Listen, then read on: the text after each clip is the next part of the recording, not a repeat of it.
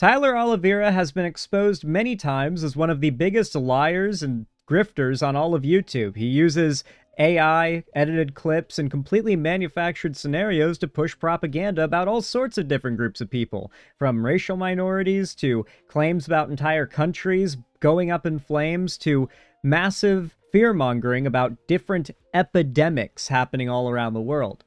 And today, he dropped a new Slopaganda video. This time, it's talking about Germany's real-life city of zombies. Yeah, his videos all have a title like that. In this case, I'm guessing it's about homeless people and drug addicts. Those are the zombies in question. That tends to be his name for homeless people, zombies. This guy is enormous, by the way. I'm always surprised to see how few people who watch my videos actually know who this guy is when I cover him. But yeah, this dude is huge, like millions of views.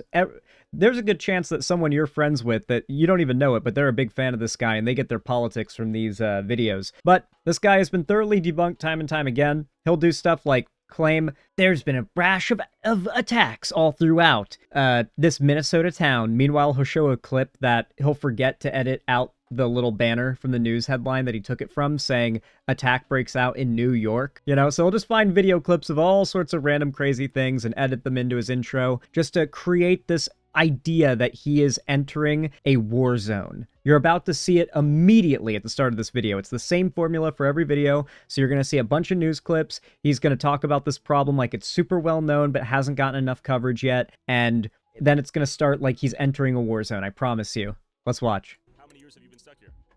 Oh, God damn it. The volume, dude. What the hell? How many years have you been stuck here? How has it been? A woman being taken away on a stretcher. Welcome to Frankfurt, Germany. I said keep here, moving. I'm working on. Hey. Or you can use drugs in public until you die. People are actively ODing, getting taken away here, and they're going, whether you're smoking crack or selling it, don't worry. The cops are too busy making sure I don't film you. I don't want it, okay? You have to ask the Okay, I can't film. The city's goal was to make using drugs safer by giving drug addicts supervised rooms to use illegal drugs with the goal of treating drug addiction as a health crisis. So already I can tell you what the propaganda is here. It sounds like he's making his voice deeper. I don't really hear that. He sounds normal. But I'll tell you this. Do you want to know what it sounds, or do you want to know what this seems like to me? I'm going to take a wild guess right here, right now. This city has had a problem with drug addiction for a while. Like homelessness and drug addiction have probably been a problem in the city for a long time. And so Germany probably took up the safe injection spot policy to try and combat the issue. And I would even bet that it's actually having a positive effect and it's reducing the problem. And now Tyler Oliveira is going to come here and use the fact that they have safe injection sites and the fact that this problem exists and try to claim causation where it does not exist and kind of propagandize about how the city is falling. In the city, but only a specific block. So it's literally just this one block. That sounds right. That's also how Tyler Oliveira does Seattle. I lived in Seattle for a good time, and I'd covered so many Tyler Oliveira videos that were talking about Seattle being like a war zone. And man, I lived multiple times. I spent a fair amount of time in the hood in Seattle. Because, like, I lived close enough to it that I had to go through it or into it to go to certain stores to stock up on things. And dude, the homeless people there are mostly minding their own business. The closest to a Tyler Oliveira video style experience I ever had was there was a homeless guy across the street at an intersection that was like ranting out loud to cars that passed. He didn't do anything to anyone, but he was definitely like unhinged and crazy, and I didn't want to talk to him or be near him. So I just didn't go near him. But he didn't have a gun, he didn't have a weapon, he didn't like chase anyone down. He was just kind of ranting to himself. But that happened once, and man, I grew up in Florida, bro. Like, our homeless people are on meth and will eat your fucking face off, okay? There is nothing about a Seattle homeless person or a Seattle crackhead that's gonna scare me, okay? Rather than a crime to be policed away, resulting in a concentrated zone of drug use, homelessness, and crime the moment you step out of Frankfurt's main train station. This is, Hi, how are you? Yeah? Okay. I went to the red light district. Approach to drug use is saving lives or encouraging a culture of drug use and chaos. I headed to the... Holy shit, chat. Saving lives or encouraging... Oh my god. You could not pay me to handle this bucket. You could not pay me any amount of money to handle this fucking bucket, dude. Holy shit. Y'all know what's in that bucket, right? That is approximately 250, probably uncapped syringes, used uncapped syringes, just shoved into a biohazard bucket by a guy that I really hope he's actually wearing gloves. That looks like a fingernail, so I don't think he is. Dude, you could not pay me to handle this bucket, bro. A culture of drug use and chaos. I headed to the main train station in the daytime with my bodyguard Nick to find out. After walking for about a block or two, I found an entire chunk of sidewalk besieged by drug addicts, drug dealers, and the besieged. See what I mean? Like we got all the different clips and everything. We got literally he's entering a war zone. The sidewalks are besieged. I do not exaggerate. Oil they left he behind. does though. No problem. Okay. Hi. I think we're in the... Excuse me. Reminds me of Skid Row for sure. Well, it's not that bad actually. Wow, there is a lot of drug use going on here. Injections, lighters, everything, really, everything. No problem. So we just saw you. My guess would be that this is outside of the injection site. Maybe it might even be like some kind of clinic, like a methadone clinic, where they give you a dose. And so they're literally right outside, either shooting up or waiting to shoot up. A lot of drug use, a lot of injections, really everything, Nick. Huh? Keep walking. We have a businessman walking from work here, it looks like, amidst the chaos and open-air drug use. We really just got to keep an eye out for bottles. Most people are here in an opiated state. Figure out the hat back. What's so cringe about this, I don't know, it's before my time, but it'll also probably be before a lot of your time. But back in the day, Vice had a very different reputation than they do now. The founder of the Proud Boys, or at least a high-ranking member of the Proud Boys, Gavin McInnes, like the far-right pundit and commentator, he used to be like a founder of Vice. And when he was involved with it, rather than pushing like far-right politics and shit, what Vice would do was like some of the most insane on-the-ground journalism in the world. Not like breaking really insane important stories necessarily, but doing dangerous journalism, like sending a guy in to like spend a week with terrorists and like not just interview them, but like spend the whole week with them, like go to the bathroom where they go to the bathroom, eat what they eat and where they eat it, meet the people they meet, go to the locations where they're planning insurgent actions and shit. Like that kind of journalism is what Vice would do. And obviously that expanded to stuff like on the ground, like we're going to find an American street gang and we're going to like spend a week with them and we're going to see everything they do and all the stuff that like Vice pioneered that kind of very like holy shit, you've got to see this kind of journalism. And Tyler Oliveira is ripping that bit 1-to-1. Like he's trying to do the old school Vice journalism. Here's the problem with it though. What Vice was doing was actually putting their journalists, or I guess the journalists at Vice,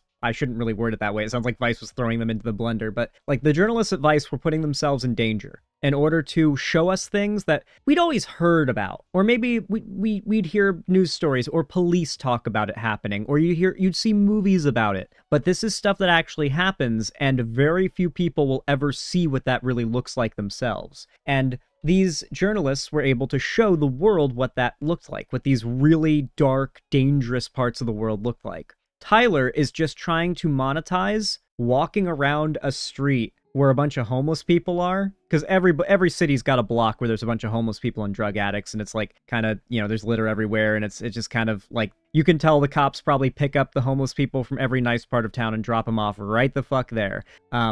Like every town's got a place like that. So he just records walking around there, edits in some crazy music, and pretends like he's doing the same level of journalism as those old school Vice journalists were. It's pathetic. If they're at a broken arm, we could definitely kick his ass. There's a lot. It's really a designated lawlessness zone, so to speak. A little scrap's about to go down here, maybe, hopefully not. Everyone's got a lighter, piss on the ground. There's a lot here. Hi, where are we? That place? Safe?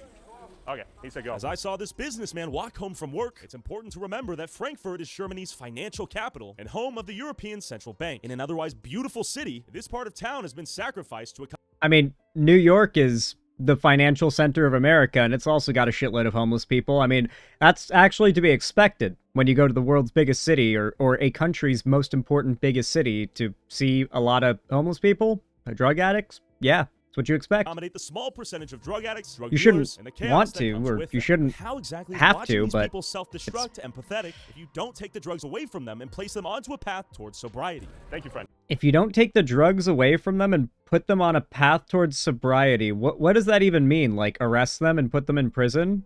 Like, Tyler, you know what we should do? We should have Tyler unironically have to do like a 60 days in style challenge. I would love to watch that. Do you guys know what 60 days in is? It's a reality show, for those that don't know, where people volunteer to go undercover as prison inmates for 60 days. They are in the system.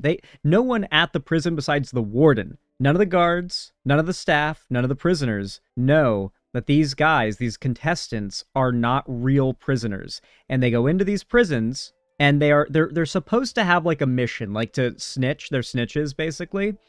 But really just them being there and surviving the 60 days is what you want to see, because you get to look into a lot of crazy stuff. Dude, if Tyler Oliveira was forced to go into a prison in a 60 days in style situation, he would quickly realize you cannot survive in prison without being surrounded by drugs, because they're everywhere there. If you don't report the presence of those drugs, you're committing a crime. If you do report the presence of those drugs, you're snitching and are putting yourself in danger. It is a lose-lose situation in the prison system if you're a drug addict and that's what you go to prison for. There is no winning in that situation. Prison is not a winning place to be as a drug addict. You will still have the drugs available to you. You will just be doing more crime while in prison. Or even if you're able to resist doing the drugs in prison, you're not snitching, and thus putting yourself in danger is committing a crime that you could further get in trouble for. If, say, guard finds out you were in the know that there were drugs in the cell block. It's a big issue. What if we just arrested them more, guys? Wouldn't that just fix the problem? How are you? Okay, what's up? What's up, man? What's your name? My name is Tyrone. I'm from Tyrone. Hi. Tyrone. I'm from Louisiana. Okay, Louisiana. Shout out Louisiana. Good state. So there was a lot going on here. I think we're in a rough area. He's doing smoking some stuff right here, maybe? Okay, yeah, smoking a little crack. Hi. We got security out here. So our friend here is taking us out of the bad area and leading us to the good area. Bad as what you can see. This is as bad as it gets right here. He's just walking up and down the same street. He's passed the same house 3 times already. Yeah, some people in chat, I've got some Germans in chat that were telling me it's the same block. That this is all one block of the city that he's covering here. And obviously he's giving off the impression that it's like, I investigated Germany's city of real-life zombies. So he's giving the impression this is the whole city, but it's one single street. Okay. Our friend here is our like, you can even see down the intersections to the left and right that it doesn't look like this beyond this one strip. Tour guide here taking us through the area. Hi, how are you? Okay, very good. Got lots of piss, cigarettes, needles out here. Smoking in the open air. Hi. Really, people fully opiated, asleep. Huh? We have a friend behind us. Oh, he's getting chased. Huh? No problem, no problem, no problem. Okay, we're moving, we're moving. Hey, stop. We're moving. We're moving, we're moving. Keep moving, keep moving. No problem. Thank you, thank you. Thank you. It's fine, no problem. We're moving, we're leaving. Thank you, my friend. Thank you. Okay, sorry, we're walking. It's a good guy right here. Good guy. Yes, good to meet you. Then the police right here to top this all off. He's watching our city. I think that guy that walked by them was a local telling them, stop hanging around here fucking with people. Just keep moving. Go on your way. Stop fucking with the drug addicts and homeless people. Like, they're not here to be your entertainment. Like, you're gonna cause something. Like, don't poke the bear, you fucking idiot. Like, I'm trying to walk to work or walk to the store, and we're in this little, like, covered area between a building and this little cover in the road, and I don't want you, like, triggering all the random crack addicts while we're walking through. Just keep fucking walking, loser. I think that's what that guy was saying, but I think the video was trying to give off the impression that that he was like gonna attack Tyler Oliveira and his friends. Yeah, he was just walking. He was going past them. He went past them. He went through and then past them and walked and just told them to shut up and keep walking. He was telling them to stop asking for trouble. That's the vibe I got. It was like the vibe of like somebody who sees what they're doing is lame telling them, dude, stop. Stop it. You're asking for trouble. Keep going on with your day. He's done the same video about 40 times just in different locations. Why would he stop? It gets him like 6 million to 20 million views like every time, bro. Okay, let me give you... Happy birthday, Alma the RC. You're gonna fight him? Okay. Oh, you might be waiting. Oh, I see. He's watching our 6. Of course, we have police right here. While none of this drug use is legal, police like these ones here won't actually enforce the laws prohibiting it, creating a de facto lawlessness zone where it's tolerable. How many people want to fight him? I wonder how that how true that actually is. Because my understanding is that possession of an illegal substance is illegal. that I don't know if using it or being high on illegal substances is on an illegal substance is illegal, but like obviously transferring ownership in any way of an illegal substance is illegal. That's distribution, whether it be like giving it to a friend, letting someone borrow it, or selling it. It's distribution, and that's a serious crime. But I don't think shooting up in an alley is necessarily illegal. You don't want a cop to catch you doing that, but like, is that something that a cop like is that something that? Let me look it up. Let's see. Is there any like known like police thing around this? Germany's approach balances policing with public health. The Federal Constitutional Court ruled that drug addiction is an illness, not a crime, meaning possession of a small amount of personal use drugs is not generally prosecuted. Police prioritize harm reduction and redirect users to healthcare, focusing their enforcement efforts on drug traffickers rather than individual users. German authorities rely on the narcotics. Oh, you know what's actually happening here? I bet all of these cops are trying to butter up these drug addicts to find out where they're getting their drugs from. That's why the cops are just hanging out and making it a comfortable environment where all the druggies can literally just shoot up and smoke their crack right there in front of the cops. Because if they can do that, then eventually maybe they can let slip where they're getting the drugs from. And obviously the police are not just trying to create an in and out of prison cycle for all these guys, but we know the cops, their real target are the distributors, the people that are the source of these drugs. They want to fight us because we have the camera. Oh, my friend, I have a gift for you. Let me give you something. For you, my boy. You're a kind soul. It's the biggest gift for me. I flew off my mother with this money. 1 week. You're gonna get out of here? 1 week I come. 1 week, okay. So my cash and food. So okay, cash and food. I smoke sometimes weed. I make a little bit of weed. €5 from this. Okay. No more. Give me a hug. Good man. You're a good man. This is a good man right here. Go on. Thank you so much. 10 years. Okay. He's an athlete. He's taking the shirt off. Holy smokes! You're built, brother. You're built. Like, I love how we're already just talking to this random dude who has nothing to do with this situation. So much of these videos are just fluffed up with nonsense. He'll do some interviews with some of these people as well to try and come off as though he's actually making these videos for any kind of, like, altruistic purpose. Here what? Chocolate and ecstasy. While the drug dealers profit, there's never any shortage of customers here. Listen, where are you Those are the guys the cops are after. from? I'm from Ohio. How did you end up coming from Ohio all the way here? Okay, so this literally confirms it. I was right in my initial assumption that Tyler Oliveira would take the solutions that Germany is putting into place to solve this real problem and try to demonize those solutions and claim they're the cause of the problem, all the while calling the people who are victims of this drug addiction and these drug sales people, these drug distributors that are being hunted by the police, the real targets of the police, they're calling the drug addicts these zombies, these weirdos, and then pretending like we're advocating for them. Like, keep in mind, he may be interviewing these people and trying to be like, oh, your life is so hard. Oh, I'm sorry, man. But the video is called, I Investigated Germany's City of Real-Life Zombies, bro. Here to Frankfurt. I was visiting my children. He's at my mother's place. Being pretty mean. How many years have you been stuck here? 10 years. 10 years. Yeah. Okay, how has it been? It's not good. Pretty sure it's a burn injury, by the way. She got burned. It's not good. Look at me. I was looking, I believe. What happened? I had the friend, he had a hole in his leg, and I was cleaning it, and went like, washing my eye. It infected you. Bacteria came in. So you're Oh, it's a bacterial infection. Holy shit. That must be like a horrific, like what would it be? Like MRSA or there's a really nasty skin bacteria that can infect any cut and turn like just pounds of your skin and flesh into melted matter. Fuck, what's it called? Staph. It might have been an absurd staph infection. I think she was cleaning a staph infection in a leg wound, and the staph bacteria got onto her face, got onto maybe like a popped zit or something, and just fucked her up because she didn't have the money for proper care. It's that easy. It's that easy for it to happen to you guys. Yeah. friend had a hole in his leg, you tried to clean it, and then it damaged your face? So I'm born first time in Haiti, next to Dominicanische Republic. I like the implication that he doesn't believe her because he's too stupid to know about a staph infection, what it can do to you. Okay, from Haiti. Yes. I was a child, 5 years. Okay. Come to Germany, and then with 19 years live at home. And after 19 years, also my age, Yeah. I go. You left. Yes. I live Ukraine. How did you end up here in Frankfurt? في أيار problem correct fentanyl. From Morocco. How did you end up here in Frankfurt? Addicted to the I thought I can go here and take some things that will help me, but it was a bad idea. What happened once you came? At the beginning, it was very nice, but with the time, now it's not good. How old are you? 21. 21. So you came out here when you were 18? Yes. Yeah. Does your family know you're out here? Damn. Don't want to be mean, but that's a rough 21. Don't do drugs, kids. Like seriously, don't do fucking drugs, kids. They know. They know? We have good contact. Okay, so you guys communicate. Well, I was kicked out of my home and I lost address, and that's why no financial support from the job center, AOK. So I have a debt right now because my job center doesn't pay, and I'm a lawyer. And they, despite this fact, they kick me out. Maybe they hope for something, I don't know. But once I get back on my feet, I'm gonna kick back. You know. How is it here in Frankfurt living on the streets?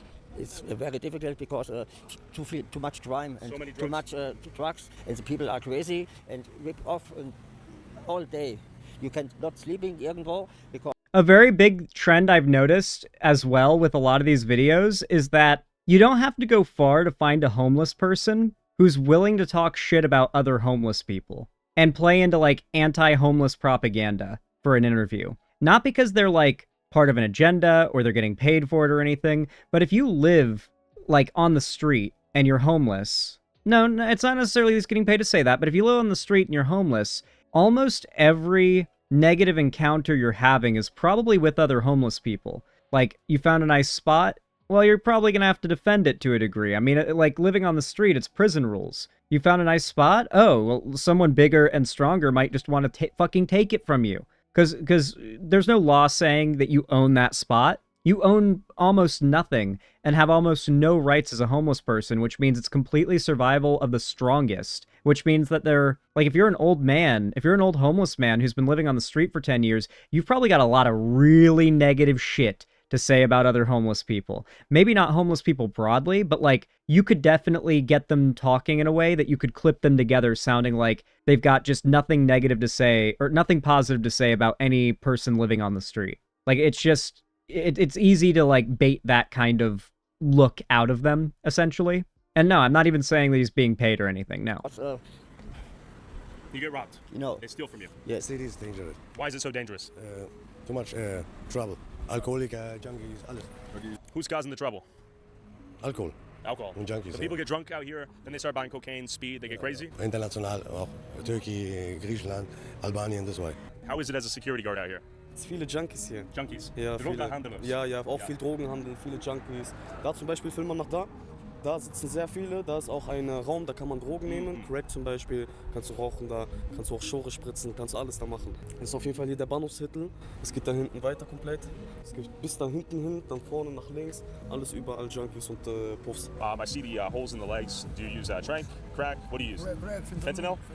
That's right. The fentanyl America knows and loves has recently emerged here in Frankfurt as of January 2025, as the Taliban's crackdown on opium in Afghanistan has reduced the heroin supply in purity, leading drug manufacturers.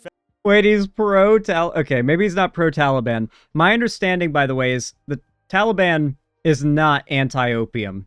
Like, I'm pretty confident that they're still growing the most of the world's poppies and are probably, like, dude, Afghanistan's government is probably being, like, propped up by opium right now, dude. Like, what do you mean? There's no shot that the Taliban is wiping out the opium.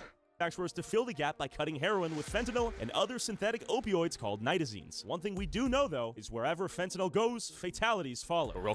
And none of these, like, fentanyl and these nitazines and all these new opiates, they are not being made in drug labs. They are not being made in, like, Mexican cartel Breaking Bad RVs. They're being made by pharmaceutical companies. These are prescription drugs. Quick, when you travel as much as I do, the first thing that you need when you land is data. All right, now, when we get to the shilling, I tap out. I tap out when the shilling starts. This video already has... What's this video sitting at, view-wise? YouTube always lags in their display of how many views a video has. Like, when I have 5,000 views on a video, YouTube will show 3,000. So, considering this video is at 386,000 views, according to YouTube in 7 hours, I would guess it's probably at something like 6 to 7... I know. 6 to 700,000 views already. So make no mistake, this guy's slopaganda is reaching a lot of people and changing a ton of minds. Anyway, folks, if you enjoyed this segment, if you found it entertaining, educational, or enjoyable in any way, leave a like and a comment down below, and make sure to subscribe and ring the bell icon to turn on all notifications. And hopefully I'll see you again in the next video.